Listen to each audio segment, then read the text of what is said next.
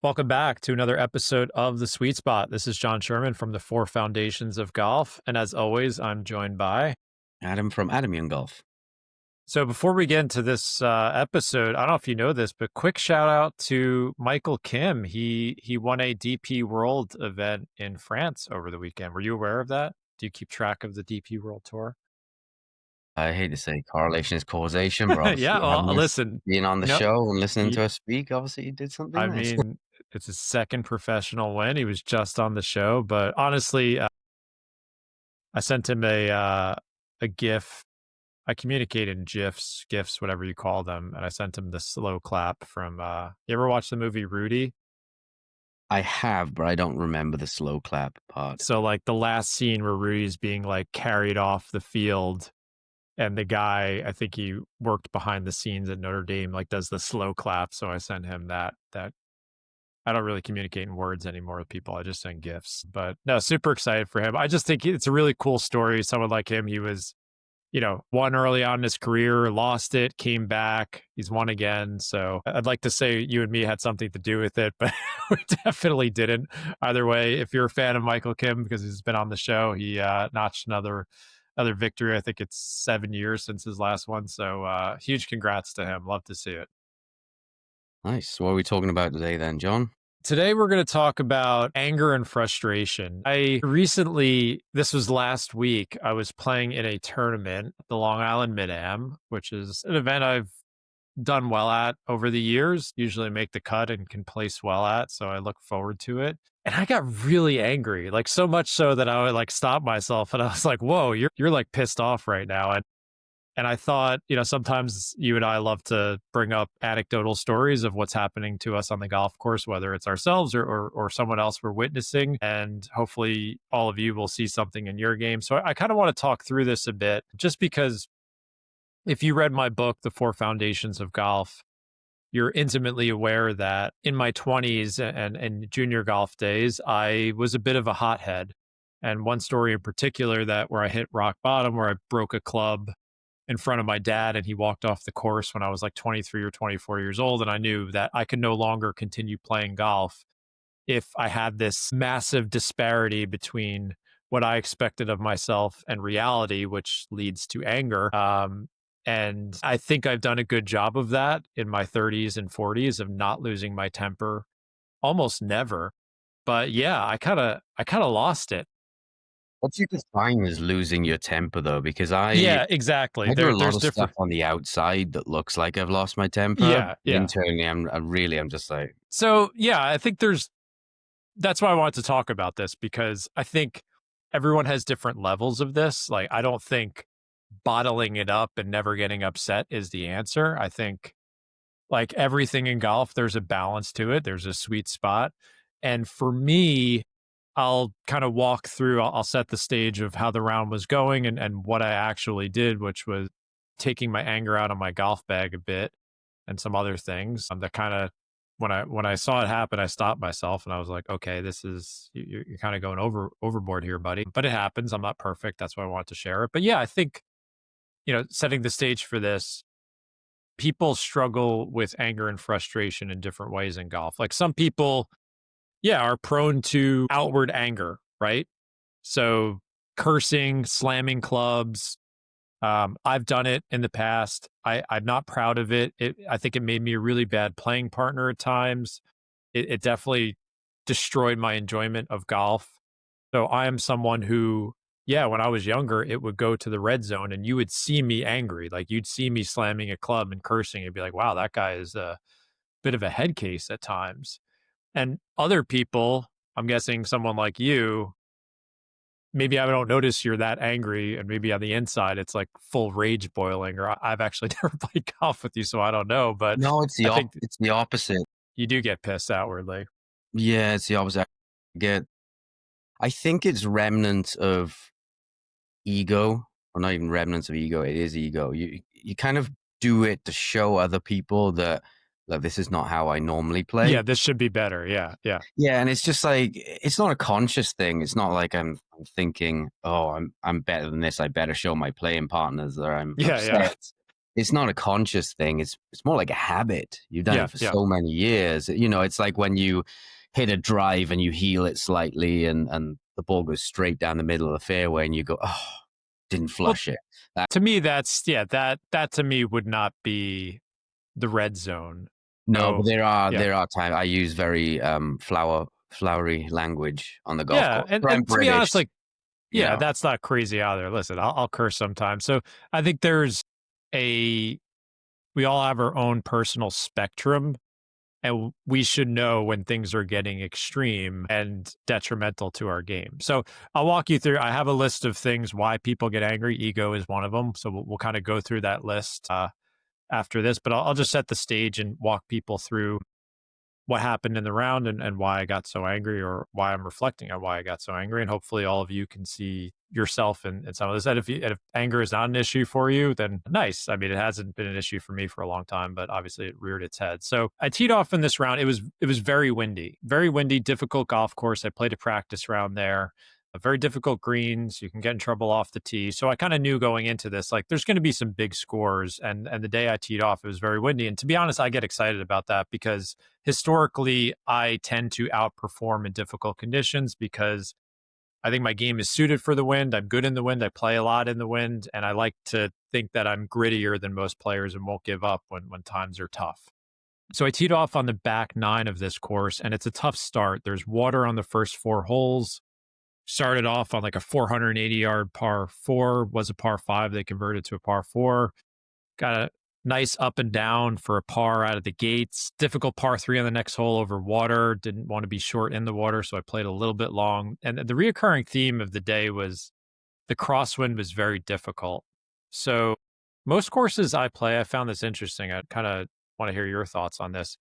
Most courses I play are designed for the prevailing wind to be downwind or into the wind. Like my course, St. George's on Long Island, it's either you're going with the wind or against the wind, and it switches on some days. So east to west wind on Long Island usually, or where I play. This course was built where it seemed like the prevailing wind was a crosswind. So it was confusing that on some holes, it seemed like it was a crosswind that was hurting. And then when I went in the opposite direction, it was a crosswind that was helping, but it wasn't consistent. And a lot of players that day, we were very confused. I was standing over a lot of shots being like, I don't know if this is into the wind or not. I know it's a crosswind, but I don't know if it's helping or hurting. And that was added a little bit of stress and anxiety to each shot. Yeah. Yeah, the thing that bugs me with that is the distance control, not knowing. Yes, what exactly. club I to didn't hit. know what my number was. I was just typing in mud balls because I was experiencing that same thing. Not in terms of wind recently, but I played a course where every single shot had mud balls, and it's just like you don't know which Yeah, you don't direction know. it's going to come out. Yeah. But more importantly, you don't know what distance is going to come out as well. Really, I mean, I suppose with a mud ball, you can assume it's going to come out shorter. Yeah. So it added an element of indecision to it that I don't think I was very much used to. So yeah, I second hole chipped it fairly close, 4 to 5 feet, had a violent lip out, make a bogey. And then the next hole is kind of where the frustration started a bit. Short par four with water at about 260 yards. I played a practice round. I'd done my homework. I'm like, this is a hybrid for me. And the crosswind, I thought, was maybe helping a little bit. But I'm like, hybrid's like a 220, 230 club for me. I really, and the fairways weren't firm. I'm like, I don't think the water's an issue. So I hit hybrid. Hit my shot, pick up my tee, see the ball in the fairway bouncing, don't think anything of it. Walk up, I'm in the water. And I'm like, I'm in my head, I'm like, how is that possible that the wind helped that much to go from a 230 to 260 shot? I think I'd actually hit a 265. And I'm like, that was weird. So I make a double there and I'm like, ugh, that was annoying. Kind of an unforced strategic error. I don't like those, but I move on. I make a birdie on the next hole. And on the hole after that, I thought I was going into the crosswind on a long par four at like 210. I hit 4-iron, which is about that number, and I just smoke this thing. And it goes over the green and it lands literally in a pile of rocks next to the cart path. I asked for a ruling. I do not get relief because they didn't spray paint the area.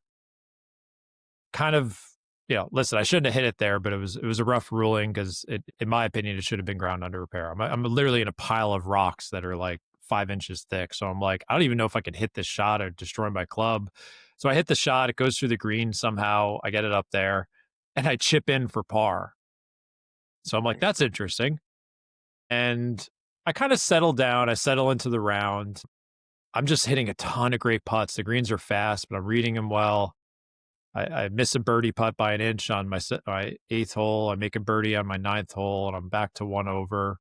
And the scores are very high. So I know in my head, I was thinking about my score a bit too much. And I'm like, okay, you've calmed down, you've settled the storm, things are good now. And I go on a nice stretch, and I'll tell you where the anger starts. So I get to, I think it was my 13th or 14th hole, hit a good drive, and a very difficult green complex, huge false front. You miss it short, you're going to have a very uncomfortable wedge shot to a green that's easily 10 feet above your head.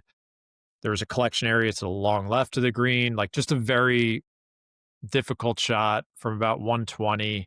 And I feel the wind hurting me. And I'm like, I think it's hurting. So I'm like, I could hit a hard gap wedge, but I don't want to be short. So I kind of rushed it and I hit a soft pitching wedge. And as soon as I hit it, I pulled it. I'm like, that's long left. I know it. I de-lofted, closed the face, rips right through the wind. And I'm in like the worst collection area and facing a shot that if I go through the green, I'm going to go off the front. And in tournament golf, you're really always protecting against that big number. That's kind of the stress you play under. It's like, I don't want to like this has potential to become a blow up hole. And although I had been chipping well that day, I'm like, let me hit the hybrid. I have this shot where I kind of putt my hybrid sometimes up false fronts. And I don't want to kill it because I don't want to go through the green and down into that other collection area. So I kind of hit what I thought was the appropriate shot that would leave me shorter of the hole. And then the fringe just grabs it and it kind of goes nowhere and gets stuck at the top. Grabs your club or grabs the ball? It just like didn't go through the way I thought it would. So it might maybe 15. Yeah, the ball got like grabbed by the fringe. I walk up to my bag and I just slam it. I just take my hybrid and I slam it into my bag. And I was just so angry at myself, hard enough where I actually started pulling clubs out of the bag to see if I broke any of my shafts. So I have graphite shafts now. I'm like, oh crap, did you break these? Yeah. And I'm just like, it kind of caught me by surprise how angry I got. And I hastily stepped up to the next putt, blasted it 8 feet by the hole, and I missed the comebacker for bogey by an inch. And in my head, I'm just like, that is a massive unforced error. I just wasn't accepting of the error I just made. I was very annoyed with myself. And the next hole was an impossible par 3 pin position. You could not go anywhere near the pin. You had to go way left. It was stuck on a tier. I actually hit an okay shot, an okay chip to the closest I could get it, lip out the next one for par, so make another bogey. Next hole, I hit it in the fairway, kind of a very straightforward wedge shot to the green. I pull it long and left into another collection area. Angry at myself. I hit a good chip again to about 6-7 feet, missed that by an inch, and I yell out the loudest F-bomb I've made in years. I'm just so angry. I'm like, how did you go from being in control to just letting this round slip away from you? And I actually stopped myself on the next tee box because I don't think I've slammed my bag in a decade. I haven't really cursed that loud. Like it was loud, like to the point where I was like, I apologized to my playing partner after the round. He didn't care, but I was like, you were aware then. I'm always interested, like when you're in that emotional state, how much you're aware of. It actually jolted me how angry I was because I'd like to think that I've done a very good job at managing this for a long time, mostly in competitive rounds too, because it is stressful playing these qualifiers, these tournaments, and especially when the conditions are tough. And I just knew I think this had been building all year. I'm like, I let another good opportunity slip away. And I've done that a few times this year. So I think the frustration was building. Same with my putter. I've hit so many good putts this year that have not gone in. A couple of years ago, putts were dropping more. So I think it's a number of things that led to this outburst, but it was so much so that on the next tee box, I actually stopped myself and I was like, internally, I'm like, you are out of control right now. Like, this is not the kind of golf you want to be playing. Like, I don't like this. I had 2 holes left. I made 2 good pars, and it was a disaster. Like this, I think I was 17th after that day, so I shot a 76 in tough conditions. But in my head, I'm like, you should have been. In my head, me looking back, I'm like, you should have been near the lead. So I wasn't accepting of reality, and I finished fifth in the tournament. I played okayish the next day, kind of similar. Couple of mistakes hurt me, but yeah, I think I looked back on this and like I'm not terribly disappointed that I lost my temper that much, but it was kind of like a warning sign for me that I went overboard. And that was what like the red looked like for me. I'm like, this is out of the ordinary. And as I said, I apologized to my playing partner after. I'm like, I'm really sorry I did that. He didn't care at all. I mean, he was an experienced tournament player. He's done it himself. He's seen other people do it, but I don't like doing that in front of other people. Kind of reminds me of those days where I was a hothead. So yeah, I kind of lost my you know what for a bit there. Tried to recognize it the best I could and manage it, but yeah, it didn't feel good. I don't like feeling like that on a golf course. It was kind of a maybe a warning sign to me. Yeah. Yeah. I was a massive hothead as a junior, and I still have that in me. I go through periods of it. Sometimes it's always when I'm playing better, I get Yeah, more of a hothead, actually, because when I'm playing better, I start to focus more on score. exactly. So I'm like, oh, I'm playing well here. So if I've had a few good rounds, I'm like, well, I could do some good scores here. I could get maybe 5, 6, 7 under, feel good about myself. And when it doesn't, it doesn't happen, that anger starts to bubble up. And last year, especially I was hitting it really well, like tee to green. I was playing to a +5 according to the strokes gain stuff. But then on the green, I was losing 2 or 3 shots to a scratch, and it was very consistent, and it was very frustrating. And so that kind of just built up to the point where I think I had to take a week off golf at one point, or a couple of weeks off. The guys were like, come and play this week. I'm like, I can't this week. I literally can't. Yeah, it's interesting how you kind of get ahead of yourself because that's how I've been feeling like my game has been coming around and how some players will say like, yeah, you hear pro golfers being like, man, it's close. My scores aren't showing it, but I'm close to doing something really good. And that's how I've felt for the last couple of months. Like I'm hitting the ball well. I felt like, at some point I'm going to put this together and have a great result. And I felt like, I'd weathered the difficult start to that round and I'd come back and I'm like, okay, you got yourself back in position. Now let's go. And then I just made all of those kind of unforced errors. And it just, yeah, I was really focused way too much again on the results and the score. And, I have a list here of like, why do humans get angry, particularly golfers? And number one on the list is perfectionism and unrealistic expectations.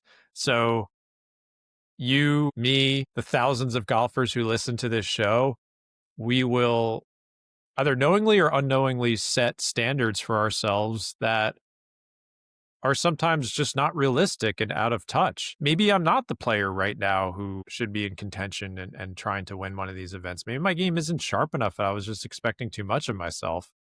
And when that mistake showed up, I was like, yeah, you know what? Maybe that was bound to happen because that's where you're at right now with your game. And I wasn't accepting of that. So I think bottom line is that this game at moments, like when we least realize it, this can kind of come out of nowhere sometimes like this. Or maybe it's like a culmination of various events leading to one thing. And you're just like, man, I'm not the golfer who I thought I was. And I'm angry about that. And maybe, the standard was just way too high. Yeah, I've been there this year. I haven't been practicing as much. It used to be that I would hit balls maybe once a week on the simulator, but I haven't been doing that at all. Just been going out maybe once every 2 weeks. I've been doing more fitness work. I've also had a lot of injuries this year, and at the start of the year, I went out with the same expectations as the previous year, especially as my putting actually flipped around a little bit. Yeah, I'm yeah.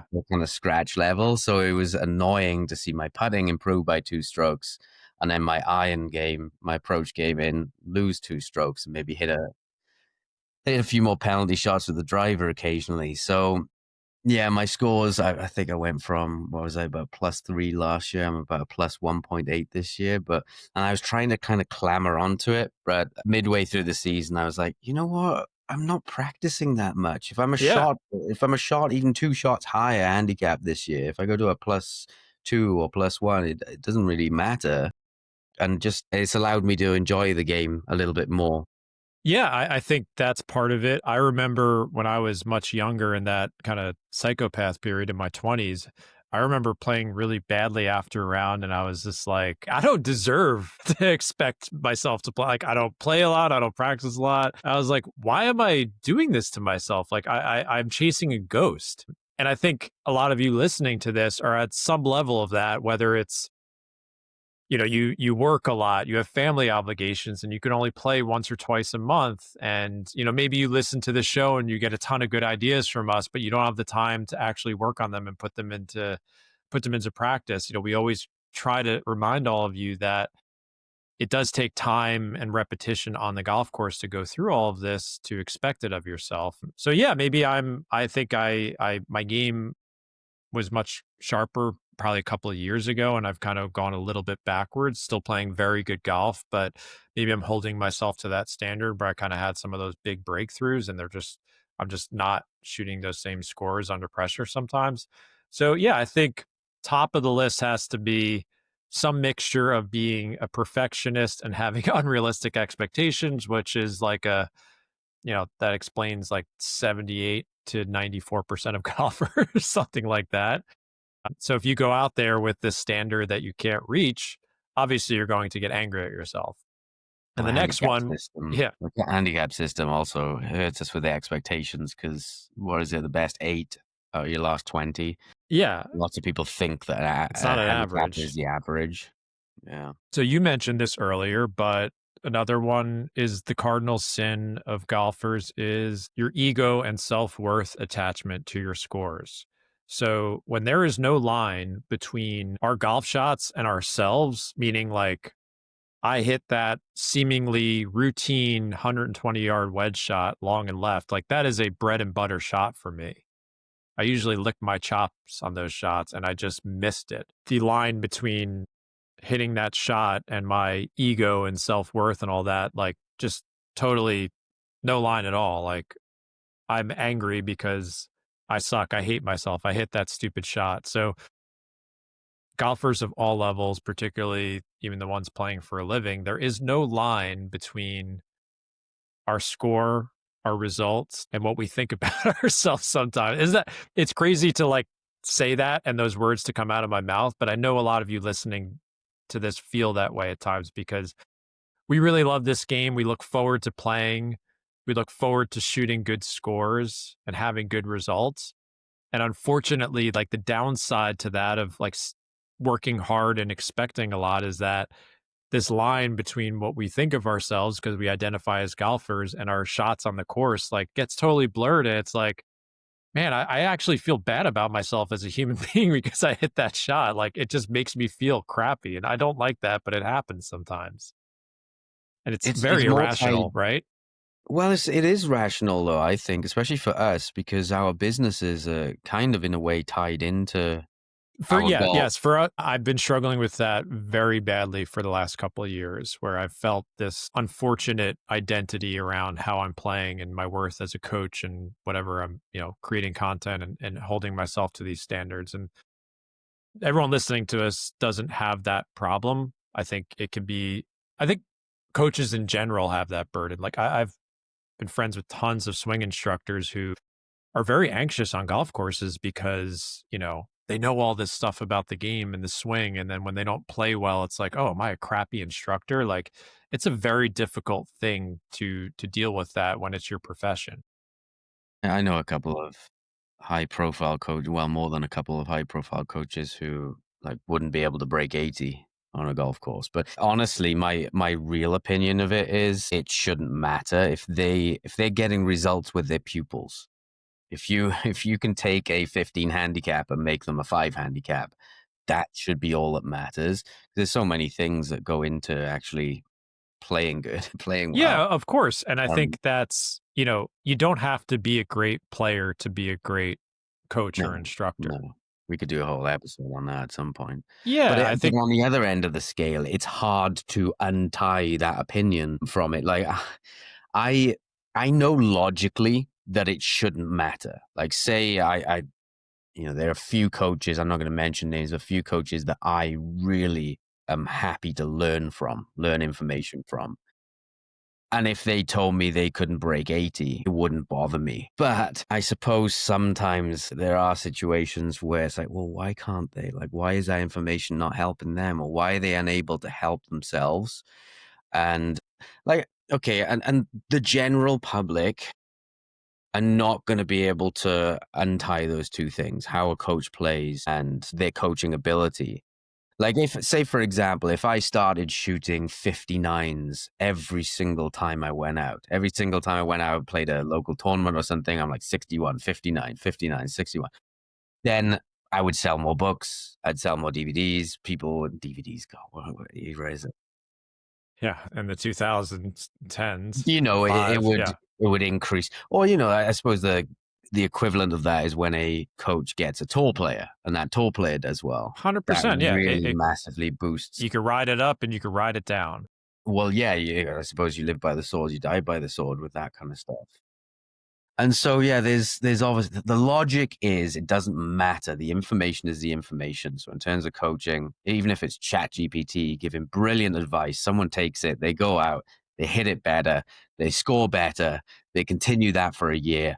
Then ChatGPT, who can't even play golf, is a good coach in that scenario. Yeah, I don't and to be say yet, but but to be even self-critical of, so there's swing instruction and then there's, different, we could say instruction versus coaching. So the type of stuff that I do, I would say if you're offering the type of advice that I do, which is more on the playing skills side, you better be able to play. Like, for example, if I was giving all of this advice that I am about how to manage yourself on the golf course and all the things that I talk about, and I would say, let's say a 15 or a 20 handicap, I don't think people would stop and listen to me at all, because that's kind of my story, is like I evolved my golf game by learning all of these things. And now I'm playing at a much higher level because I'm holding myself to those standards. And I feel that pressure, even if it's self imposed. In the second round of this tournament, I was actually playing. This happens more often now because our podcast has gotten so popular. But on the ninth hole, the guy's like, "Hey, by the way, I'm a huge fan of the show, and so is my dad." And I'm like, "Oh, you could have told me early in the round." He's like, "I didn't want to distract you." And I'm like, "Great, now I got to be more nervous in front of you." And he's like, as a joke, but I do feel that pressure to play well and kind of walk the walk. yeah. So that, getting back to the ego and self worth attachment, like that is an extra layer of burden to bear sometimes for myself and other people who are in the golf industry on some level. Now, again, for someone else, people listening to this, I still think that ego and self worth thing is an issue because, let's face it, golf is an addictive game and we identify as golfers, right? So if someone asks you about yourself, you're at a dinner party or whatever, and you say, "Oh, what do you do for a living?" All that stuff. And like, let's say golf's like your thing. Like, you're going to talk about golf. Like, "Oh yeah, I play a lot of golf." Yeah, you are a golfer and we identify as golfers. And because of that, this is one reason why we might deal with anger and frustration, is because these aren't shots and scores. They're reflections of who we are. And it doesn't have to be that way. It's not, there's always a middle ground here, but I try to look back on this and say, okay, you are going way overboard with this stuff. So calm down with the ego nonsense. You're just some guy who's yapping about golf. It's not that big of a deal. We're not heart surgeons, or we're not doing something that's like more life or death. Like, it is just golf. So definitely ego and self-worth can be one reason for anger. The next one, I think this is a good one because I feel it too at times. Why do people get angry? Helplessness and loss of control. I was just about to ask you, Right? maybe about 10 minutes earlier, I was going to ask you, do you ever feel out of control with your golf game? Because that's something that's Yes. gone from me now. Not out of control in the sense that like my swing is falling apart, but there have been moments where I've felt, I don't know if the word losing it is there, like, there's been like some times over the last couple of years where I'm like, am I losing it? Right? Like, am I losing it, quote unquote it? I think a lot of players can fear that, where you're just like, and I'm just like, I feel off. Like, nothing feels right. And that's that. Yeah, you feel, I'd say more so in a competitive context. There are moments in tournaments where I'm like, things are moving fast in my head, and I feel, yeah, I feel like this help. I'm like, oh God, this is, but that's also part of the reason why I like playing competitive golf in a sadistic way. I actually like feeling like that and then calming myself and coming through it. So there are moments where I'll have a, like, even in that round I played, I had a really rough start. I put that ball in the water. I was stuck in the rocks. I got away with that chip in, but like, yeah, there was a moment where I'm like, oh, things are moving fast. Like, this could get out of hand. Like, I'm feeling a little like this helpless. Do you ever have days where you're spraying it or No, misstriking it so no, poorly and you just think, I don't feel like I can come back from this. I don't feel like I no. can recalibrate it. I mean, relative to the last 5, 10 years, no. But I've felt off enough where I've, again, like, I'm trying to, it's so hard for me to get in the heads of all the different types of people who listen to this show, because that will happen to a less experienced player. Let's say someone who's only been playing for a few years, right? Where just, you show up and it's just like, I can't even hit the ball right now. Like, just But usually totally like, in 99% of cases with that person, if you ask them like what's going on today, they can't give you a yeah, there's just, proper exactly, answer as to where they're hitting full, in the face or yeah, anything like that. So it's more of a knowledge issue when that's happening. But I suppose the biggest fear for me is I have the knowledge, so that should never be the issue. Like if I'm having a day where I'm off and I can't strike it, I can't fix it. In my case, it's a coordination issue. yeah, yeah. I've only ever experienced that once in the last, say, 5, 10 years where I felt like, oh, I feel off today, but I was super sleep deprived and a little ill. So it didn't happen after that. But that just having that experience was like, oh, maybe this could happen one day when I'm not ill, when maybe I just age a little bit and my Yeah, coordination goes out of whack. yeah, And I think it's very relative. And also, like, what environment are you playing in? Like, for example, when I was at the US Mid-Am the other year and I had a great start and then the next day it all fell apart. You talk about feeling helpless and loss of control. Now, I didn't get angry that day. I just was just like, it was more sadness and embarrassment. But I felt like, I'm like, I can't hit a fairway. This rough is brutal. I'm like, this is spiraling. I just felt, you know, I think I shot in the 78 in the first round. So it wasn't like a total disaster, but like, it felt very helpless to me. I'm like, so, take whatever your situation is, but I think that is a core reason why sometimes it does lead to anger, is that things get out of control. And to your point, you don't know why it happened, right? So a lot of golfers get angry, like, I keep slicing it, I keep shanking it, I keep chunking it.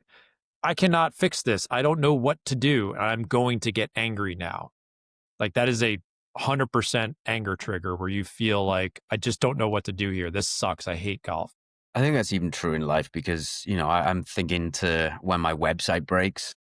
Yeah, yeah. If It's like, something God. is if I don't know how to fix it, like say Yeah. something's going on and especially if I ask some experts and they look at it and they're like, I don't know. Like there was a time where people were trying to log on to my website. It was only happening for a small amount of people, but they get this error message saying like just cannot connect Yeah. And and then you no one text can me and figure you it say, can out. you load my site? Is it working? Yeah, and even for me on my phone, it wouldn't connect, but everywhere else it would. Turned out it was CDNs. It was one of those things, but I figured it out in the end. But that was just so frustrating not know. Now when it happens, I'm a little bit more confident in okay, we can fix this. Yeah. I Well, can that's, hire someone and we can fix it. So it's less. so I would say one of the reasons why I have not, like, if I think about the golfer who was super angry for a long time, I had no idea. I would just go out on the course and just total chaos. Like I had no idea where I was hitting the ball, no idea why I was hitting the ball over there. And that just like drove me absolutely nuts. And I don't get as angry anymore because asking good questions, going back to our big three, I'm objectifying things. And even in this scenario last week, I stopped myself after a few holes. Luckily, there were only 2 holes left. And I was like, all right, calm down. Like, you could have made all those putts and you only would have been 1 over for those 3 holes. Like, it was just literally millimeters of putts being missed. I made one bad strategic decision. It wasn't a big deal, but maybe I'm holding myself to a much higher standard there because, again, my ego is wrapped up in this because this is the coaching advice I'm giving other people. But yeah, definitely on the list is helplessness and loss of control. And I think, our mutual goal is to help all of you know why things happen so that you do have a path back, or at least understand why that slice is happening or you're thinning those iron shots. And I think the knowledge is helpful in a way to give you a more rational reaction so you don't feel that helplessness and loss of control. So I think, when you take a big step back and like, why do people get angry? And like, yeah, it doesn't feel good when in life or in golf when you don't know why something's happening and you feel like you can't do anything about it. Like you could either get depressed and anxious about it, you can get angry about it. Like there's a wide range of emotions to react, and anger is certainly one of them. Well, all I'd say to people is that should never be the case for you because there are answers out there. We're here to help. If you're hitting it poorly, it's not voodoo. I say to people, there's a very definite reason that's deterministic, and we can figure it out. It'll show up in strike or launch monitor numbers. It's not black magic or anything like that. So yeah, the not knowing should not be a reason Yeah, for you to that get angry these it days. yeah, there is tons of good knowledge out there. Hopefully you don't overwhelm yourself with it because that's another slippery slope. But or even just knowing, like, when we talk about the statistics or range of scores, like you arm yourself with this information so you're like, okay, that was in the realm of possibility. I should not feel helpless here. So many ways to make sure this doesn't happen. Moving on to the next point, why do people get angry on the golf course? Social pressure and shame. So there's definitely an element to playing in front of other people, or in this instance, I'm playing in a tournament. I have tons of people I'm competing against, some friends, some people. Yeah, we all kind of know each other, and I'm like, there is a part of me, if I'm being honest, that does not want to put a dud of a score up there because I don't want other people to be like, oh, John sucked today. And again, that's silly, but I'm trying to be honest about sometimes, why would I get angry or frustrated at something is, yeah, there's a part of me, there's a part of everyone else who plays golf who doesn't want to hit really horrible shots in front of other golfers, who doesn't want to post very high scores, doesn't want to lose to people when you're competing. And there is performance anxiety and anger that can come from this social element to golf, especially when you compete. And also, side note, shout out to my very close friend, Mike Auerbach. He won this tournament. Very close friend of mine, great tournament player. He was the only one under par for both days. I think I shot 76, 77. I was in 20th place. It was hard. And my buddy was 1 under. He played great. And it was raining on us the second day. It was like my last few holes, it was pouring on us. It was miserable. And he played great. So super happy for him. But yeah, I think the social element of golf, I know that's one of the reasons why I used to lose my anger more, because I didn't want to play so badly in front of other people. It really bothered me at times, and I've become more at peace with that. But I know that's a problem for a lot of golfers.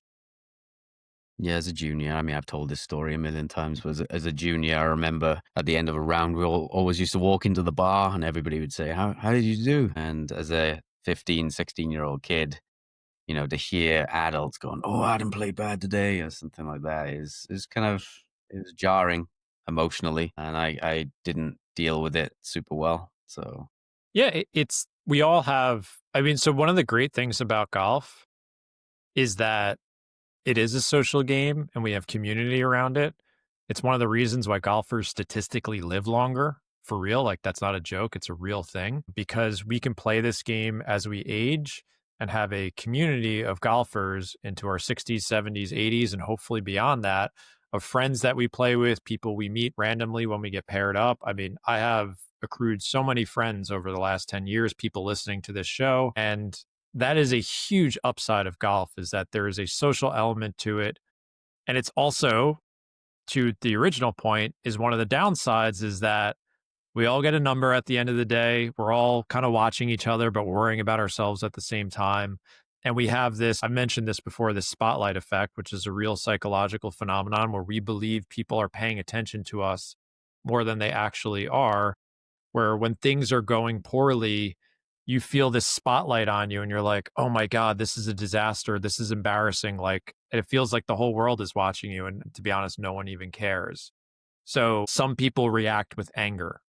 Like that is a 100% way to get angry at yourself when you feel that kind of social slash shame element of golf. I can't imagine there is someone who's played this game who hasn't gotten angry because of that at some point. I guess this could be put under the umbrella of ego again. Because if you didn't, Well, if it's you didn't all, have that, yeah. If you didn't, it's all gets back. It probably all gets back to that. Well, here's an interesting one I've written down is driver versus putter. So even as the same person on the same day, I can hit a bad drive and not get angry at it. I get upset that, I don't want it to happen. It hit a drive out of bounds recently. And I was just like, Which is a very fair response. Like, yeah.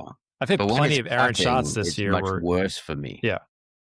I think a lot of that is the belief. Like with a driver, I can hit a bad drive. I'm like, well, I'll get it back because I've got consistent evidence that my driving is solid. Whereas my putting, well, it's also the finality of putting because it yeah, it feels like your score just got solidified by your putter.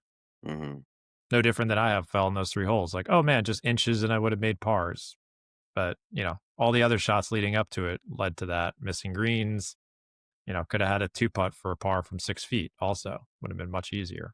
So putting, we've talked about this before, where like putting psychologically feels more important than it is in terms of your score because it feels like I either made the putt or missed the putt, and that's why I made bogey or par or double or triple or birdie or par. But it's part of it, but it's not all of it. And I think if you're going to get disproportionately angry at one part of the game, putter can be it because it feels like you're wasting full strokes every time, but it's fractions of strokes. We can't see the fractions, but they're there. What about how hard you've worked for as many years in there? So, if you play a bad game and you haven't practiced that week, it's easier to dust it off. But if you spent the full week or maybe even 2 weeks preparing for it and you play poor, that's much harder to manage. I think that's, I've said this before, it's one of the reasons why I don't practice putting is because if I practice it, you're scared to see how scared to see how bad you would get if you practice it. Well, that I don't could think be I under get worse, but if I don't get better and I put a lot of work into it, then the frustration is going to increase because it'll be like, well, what do I do now? Well, that could potentially fall under the, unrealistic expectations bucket where, we try to put the right work in on our games, right? So the whole point of practicing efficiently is to increase the odds that you're going to play better and score better on the course. But there is not a direct linear connection between what you did that week or even month. You might be putting in the right practice and not see results for 3, 4, 5 months because it takes time for it to transfer to the course. It depends on what you're working on in the player. So I think there are a lot of golfers that I get the message all the time. Hey, John, I'm playing in this tournament on Saturday. What do I do this week? So most golfers would be like, oh, I'm going to go to the range every day and practice and get myself geared up for this tournament. And when they don't have the magical round they hoped for, they get angry because they're like, well, wait a second, I put in all this work and it didn't happen. Like that's not how it works in golf. Like there are no guarantees. You see all the pro golfers who, do they play the week before a major or take a week off and practice more? And they're like, everyone has a different philosophy and ultimately like there's no right answer because you could play the week before, play like crap, and win the next week. There's just too many permutations, and there's really no true correlation in the short term. And I think that could piss a lot of people off when they'd be like, "Oh yeah, I worked so hard and I didn't get the round I wanted. What's up with that?" So how do we? So those are some of the reasons I think people get angry in general, especially on the golf course. Certainly not all of them. So what are some ways to think about how to not be as angry? Now, I don't want to give the impression that no one should get angry ever on the golf course. That's not possible. But how can you make it happen less often if it's an issue for you? And I think stoicism and philosophy is a great place to look.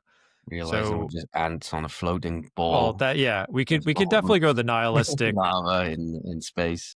Carl Sagan approach. There's always that's always in the back pocket that we are floating through space around this fireball at like 65,000 miles an hour, and we're literally not even a grain of the sand on the beach of the cosmos. So we are nothing. So you can always, if all else fails, you can go to that.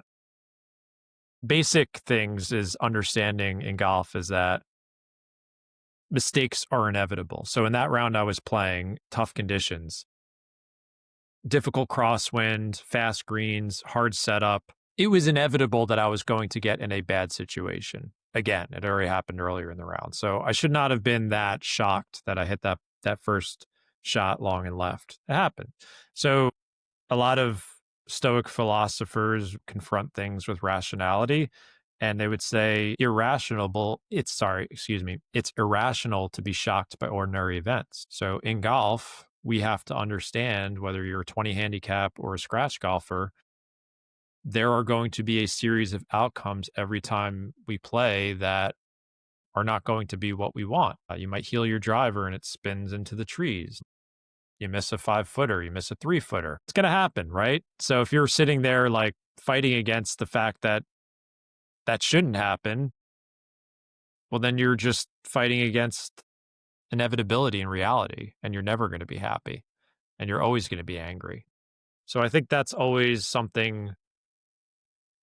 We talked about this with Josh Nichols, kind of that bedrock, like what you tee off with, what mentality you tee off with, and I think you'll have a better opportunity not to lose your mind if you're teeing off with the openness to the fact that, yes, it's quite possible that I will hit errant tee shots today. I will miss greens from the middle of the fairway. I will 3-putt from 20 feet. And when those things happen, I have a choice. I can say that that is normal and within the realm of possibility, or I can get really angry and not accept that. That's kind of a basic deal you got to make with yourself. And in the moment as well, after a round it's different, but in the moment, lots of people assume that if they start the round poorly, the next shots are going to be poor, and that's not the case. Like you could literally start. I mean, I've had a round where I started 3 balls out of bounds as a junior, and then I finished second in the tournament. Just ground it out for the rest and had amazing 17 holes. Guy I played with the other day, he started poorly. He was a decent player, like a 1 handicap, but he was about 7 over par after the first 9 holes. But then he went birdie, birdie, birdie. I think he had 5 birdies in 6 holes, and these things can happen. You never know what's going to happen in this game, but Can't use that after the round though. But yeah, well, yes, but we always talk about like where does the physical and mental end, and obviously, like I think we're both in agreement that like your physical skills really drive the ship in terms of your scoring ability. But if you have this, detachment from reality, then yeah, that bad start, you could be done by hole 4. Just be like, man, screw this, I'm done. Like I'm checked out for the day, and that will affect your scores. So yeah, you have to tee off with this like basic deal with yourself, being like, there's likely I can guarantee I'm going to hit shots today I will not like. So when they do show up, I have 2 options here. Let's make the good decision, or at least if I do get a little pissed, like I can get past that too. So I don't want to make it seem like we've talked a lot about this, like your initial emotional reaction is sometimes inevitable, and then you have another choice after that. Don't fire the second arrow, that Buddhist saying that Carl Morris, I think, had said on the show at one point. I love that one, where don't fire the second arrow, which I did in that round. Another way of thinking about this, I thought was interesting, from probably rooted in Stoicism itself, is that it's not the shot, it's your thinking, or the idea that events themselves don't cause anger in life. It's our interpretation of them that does. So, as you said, you hit a driver out of bounds. Does that automatically mean you have to get pissed at yourself? No, right? Like you could go back to your bag and just reload and hit it. Shakespeare. There is no good nor bad. There is no good or bad, but thinking makes it so. Yeah, I Basically, mean, your interpretation of the events. yeah, right. Like this is a really hard thing to wrap your head around in golf, but it is. I think it can be like a tool that you can use. And I don't know anything better than rational thought to get you through golf because it feels irrational at times. But there has to be, on some level, understanding that how I react to these things is what makes it so. I can make a triple bogey in a tournament. And I've done this where I'm like, okay, that happened. Now, usually my reaction is, let's just see what happens if I hang in there. Let's make a deal with myself that I will, the next 13 holes, I'm just going to see what happens and I'm not going to self destruct here. Uh, and then, but everything inside of me, that triple bogey happens. And my thinking wants to be like, oh, you suck. You're a fraud. I hate you. And like, again, it's not the shot, it's your reaction to the shot.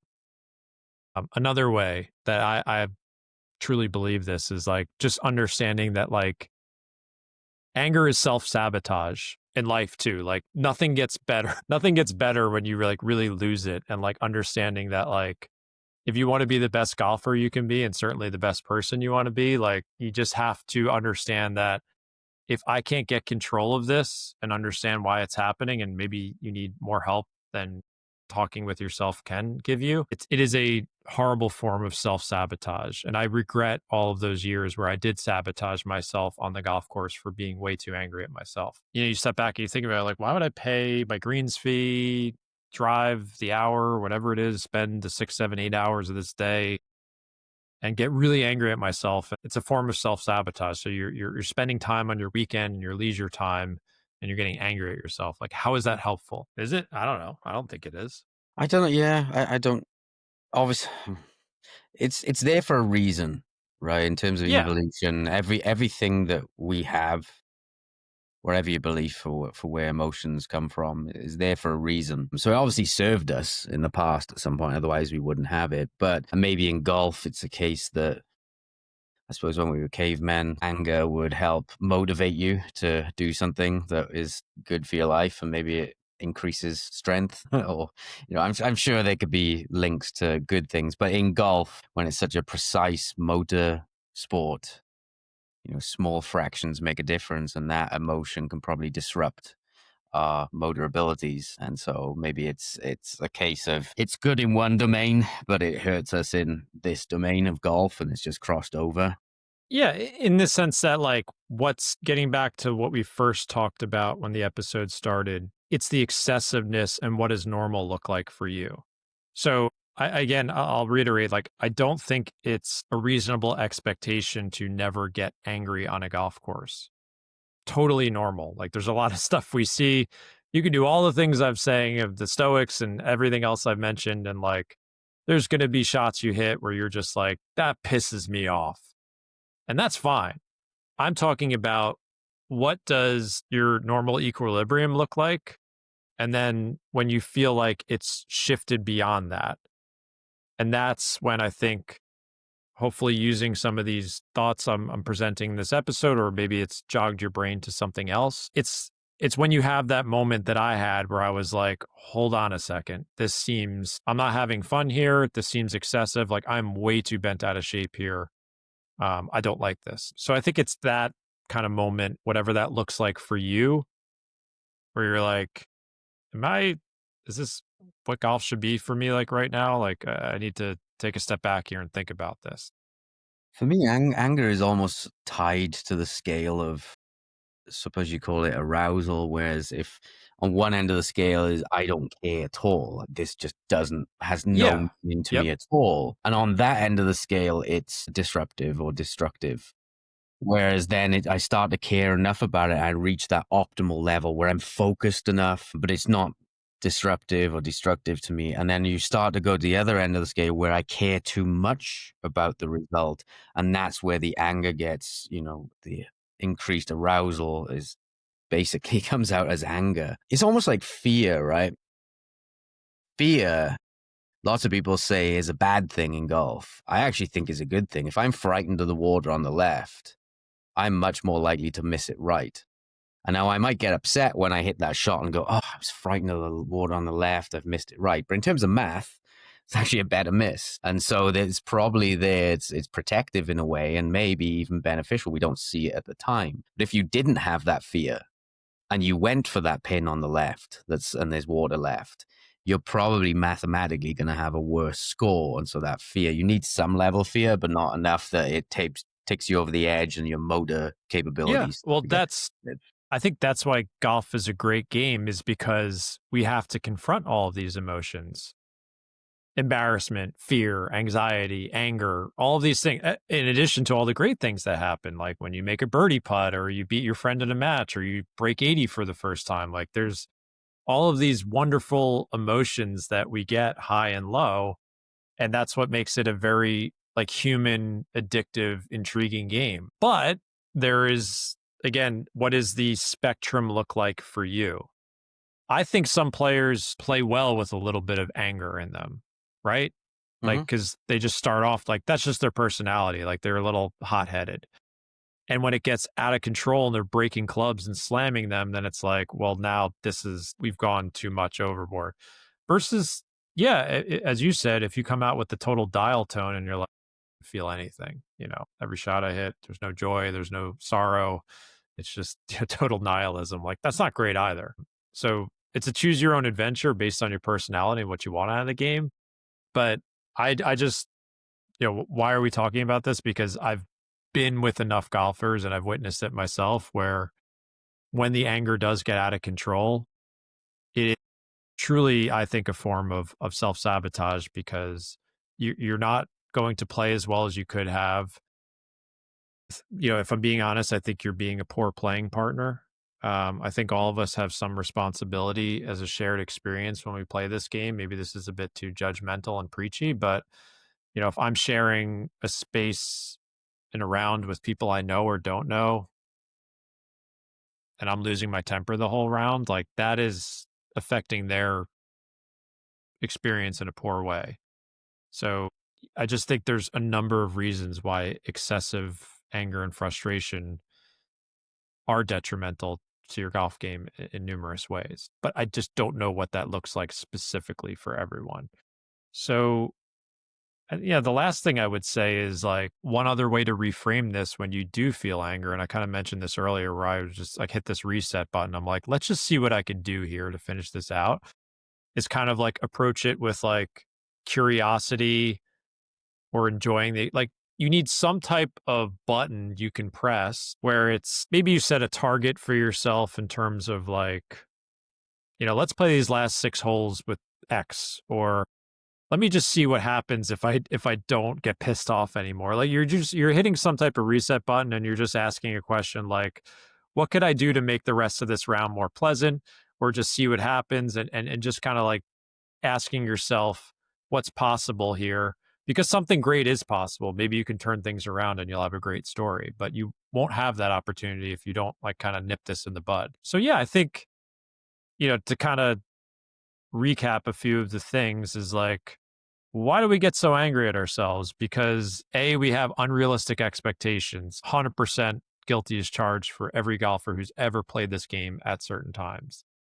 Number 2, the ego and self-attachment to scoring. Like we wrap ourselves, the line between our score and what we think of ourselves does not exist. And that's a very dangerous slope and can lead to a ton of anger. That feeling of helplessness and no control, where you're not playing well and worse off, you don't know how to fix it. You don't know why you're not playing well. Hopefully we have the answer for you on this show and all the other content we've created to make you feel less helpless. And then the social element of golf where you feel embarrassed and shameful about your score or the shots you're hitting in front of your fellow playing partners. I'm sure there's a longer list than that, but there's the 4 things that hopefully some of you fit into that bucket. and how can we approach this more productively? Tee off with an acceptance that at some point I'm going to have a rough patch in this round. It might be one hole, it might be 6 holes, it might be 15 holes. I don't know, but it's likely going to show up.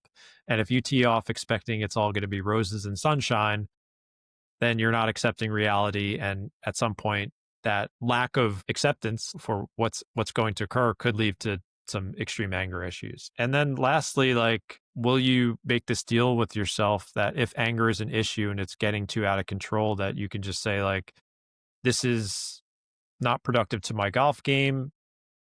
This is sabotaging my golf game. It's sabotaging my enjoyment. And I need to do something about this. And then having some type of reset where you reached a point that I did last week where you can just kind of be introspective and take a second and be like, hold on, this is out of control. Like, I can't have this right now. And say, what could I do to hit a reset button here?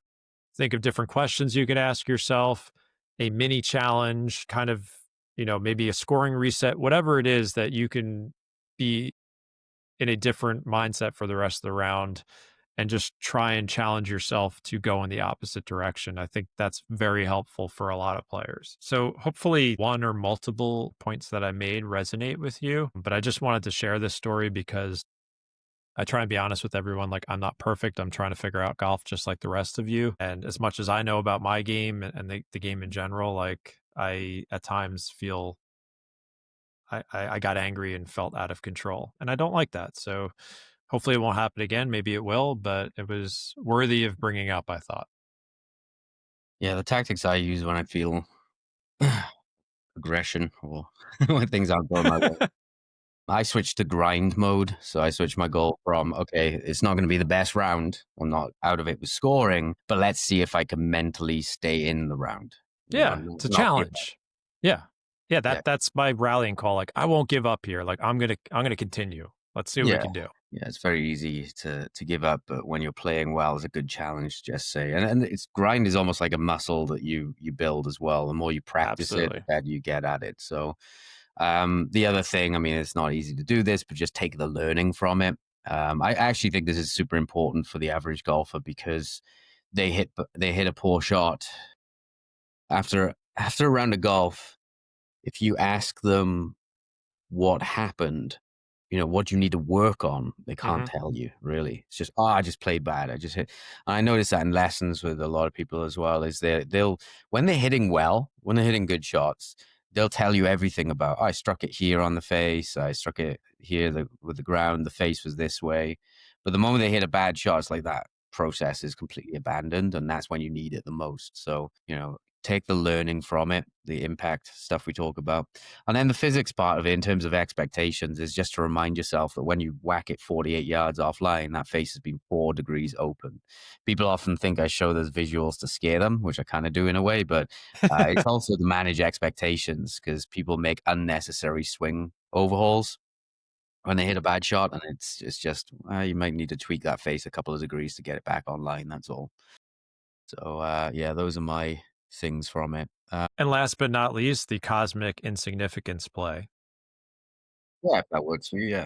If that works for you, you're just floating around on a rock in the middle of an abyss, and none of it matters anyway. So who cares? Enjoy yourself. You might as well enjoy yourself, right? Because exactly. Unfortunately, we're all going to die, or at least currently. Maybe AI will solve that for us. But there's only a finite amount of times we're all going to get to play golf in our life. That is a fact. And one day you will not be able to play. Maybe the basic question you ask yourself is, do I want to behave like this? And do I want to do this to myself? And I would assume the answer is going to be no, I don't want to behave like this. I don't want to do this to myself. Unless maybe some people enjoy getting angry. I don't know. Maybe I'm not seeing this the right way. I suppose as it ties in, I'll finish with the round that I had was yesterday, Sunday. So I played an interesting event called Mitch's Revenge at a course called Coyote Springs. So basically, it's like Greenkeeper's Revenge. Coyote Springs is like the most Nevada named or like desert named golf course ever. Coyote Beautiful Springs. Golf course. It was in such great condition. They did a really good job with it. But it was 7,650 yards long. A short hitter, especially because I don't hit it anywhere. That was a tough one. Actually, that was the least difficult part of it, I found, which surprised me. I thought I was going to be driver 3-wood into every par 4, but it wasn't the case. They had wet fairways as well. This was the toughest part, not because you lost roll. I mean, obviously that makes a difference, but every ball was basically plugged, so you had mud balls constantly. And especially as my ball flight is super high with the driver, because I don't have a lot of swing speed, so I try and launch it high to carry it farther. But that led to a lot of mud balls. Every single ball had just caked on it. They dried the greens out as well. They said they didn't water the greens for 2 days, so they were super hard. They're all 3-4 tiered greens with lots of runoffs, and they had silly pin placements. So they were So all like in a basically, superintendent's revenge type deal. yeah, that kind of thing. And they were stimped to 13 as well. So as an example, I started out the tournament thinking, right, the goal was break 80. Okay, so you each pay $100, and the anybody breaks 80, they win. Last year, one person did it out of a field of like 130. Apparently, the guy behind the desk said he was a +7 handicap who shot. I didn't know those existed, so don't quote me on that. No, I But the mean guy behind the desk most. said Yeah, he's I'd say +7. most like PGA Tour card holders or whatever major tour would probably be if they like played at a club and kept their score. Yeah, I did look at it after and say, like, what's the best amateur? And so there was an article came up saying there's been +7s, Oh, +8s. I've played in Scotland with a few guys, and they play Carnoustie a lot. So Carnoustie's a very high Oh, right. rated course, and they were +6s. I mean, they were great golfers. I'm not trying to undersell them, but yeah, they were like +6s, +7s because they would shoot like 3-4 under par at Carnoustie a lot, and the rating is like 75, 76. So yeah, we've done this discussion before. Like handicaps, if you play a very difficult golf course quite often and you can shoot a little under par, like you can get a crazy plus handicap, which is hard to do. Like these are great, great, great players. Yeah. So yeah, apparently that the only person who broke 80 last year was a +7 handicap. So that kind of sets the expectations as Yeah. like, okay, this break 80 thing, hey, you're in the money if you break 80. So I was just like, okay, all right, I'm just gonna try and not embarrass myself So here. you broke every club in your bag. No, I'm kidding. No, it's 7 Yeah. over par to get in the money. Yeah. So just try and get it up by the green. If you get 50% up and down, you're good. First hole, driver, 8-iron up to the green. It hit the green and then rolled off. I got up there, chipped it to a foot, and it stopped. I looked down, get my putter, and by the time I look back Just up, it's gone. rolled off the green 20 feet away. And I'm like, oh, okay, this is what we're dealing with here. That was one of the worst pin placements of the day. It was very interesting. I think my playing partner like 5-putted that green.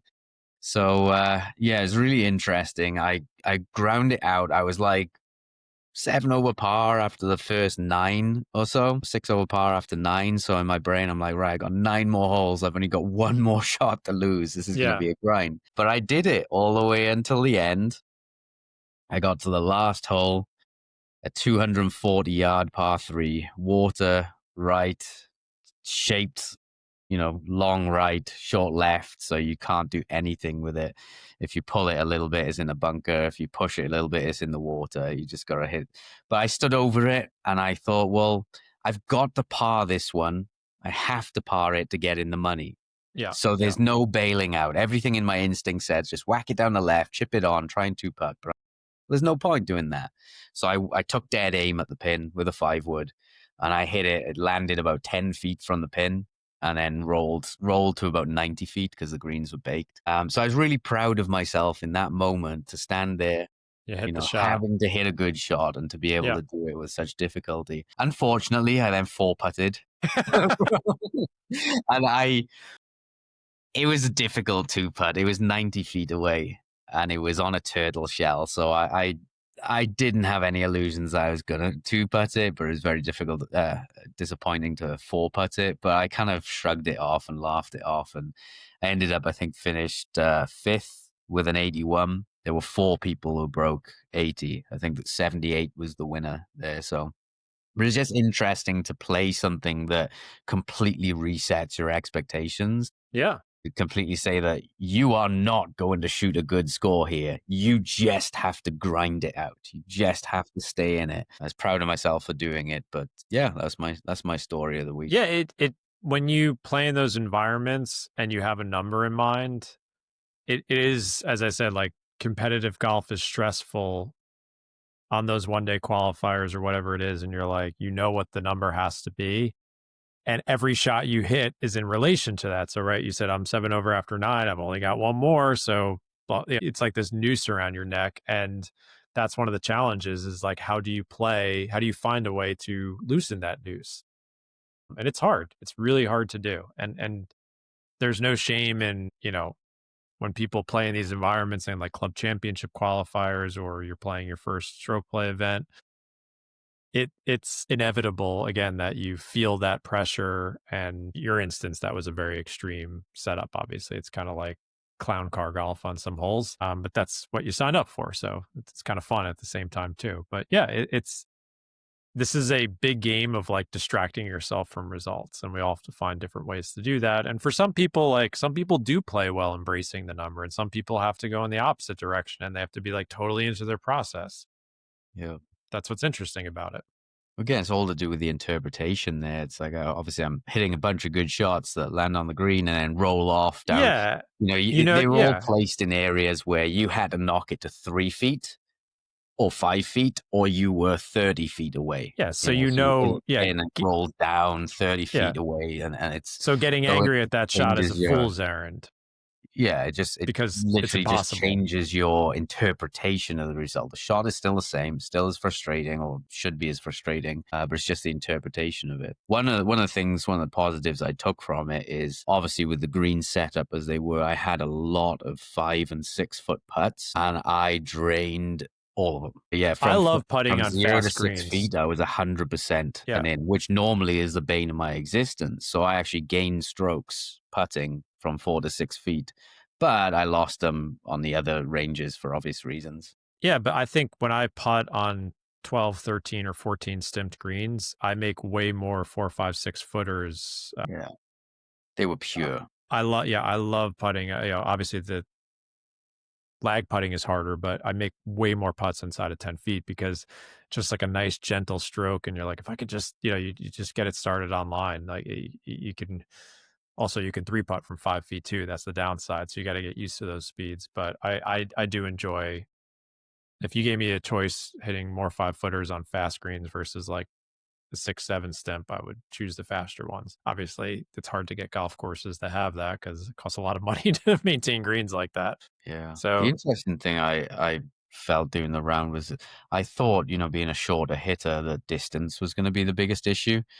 But it wasn't. I was hitting, 260, 270 yard drives because they were plugging. But yeah, I was hitting irons in. It was fine. And so I was thinking, for the pros who are hitting it, carrying it 300, hitting it 330, and they play in courses shorter. I mean, what's the average? most PJ Tour seps are at like 71 to 7,300, I would say. This was almost 77, 7,600. Yeah. So Are you at altitude though? What's the adjusted? Yeah. It's like, I think it's 1,500 feet or so. So it goes a little bit longer. Yeah. But, Oh, play it's shorter then. interesting for So those it's like guys. a 70. Yeah, they I think that's one of the criticisms of the tour and why people want to roll the ball back is that they're not, they hit a good drive, they've got a pitching wedge in, which, yeah, there's some validity to that. Like those courses are not long for them at all. I mean, they could play it at 7,800 and it's not too long for them if you're carrying it 310. Cool. We good?